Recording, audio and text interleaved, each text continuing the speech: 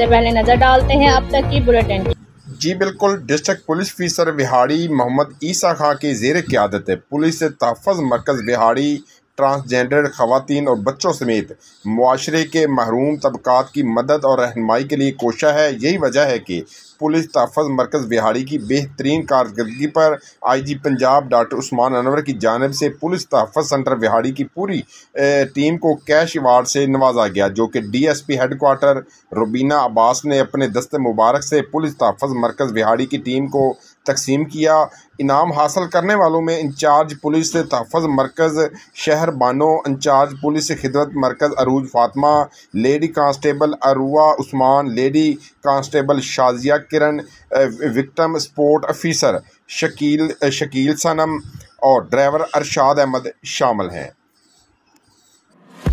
ये है मिस्टर आदिल, ये है उनकी वाइफ। आदिल का निकनेम है आदि और ये है आदि की आधी वाली लाइफ की पूरी कहानी।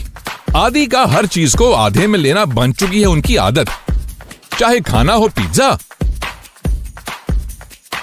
या नाश्ते में ऑमलेट, बीवी का बर्थडे केक हो या एनिवर्सरी गिफ्ट, सब कुछ आधा है इनकी फितरत।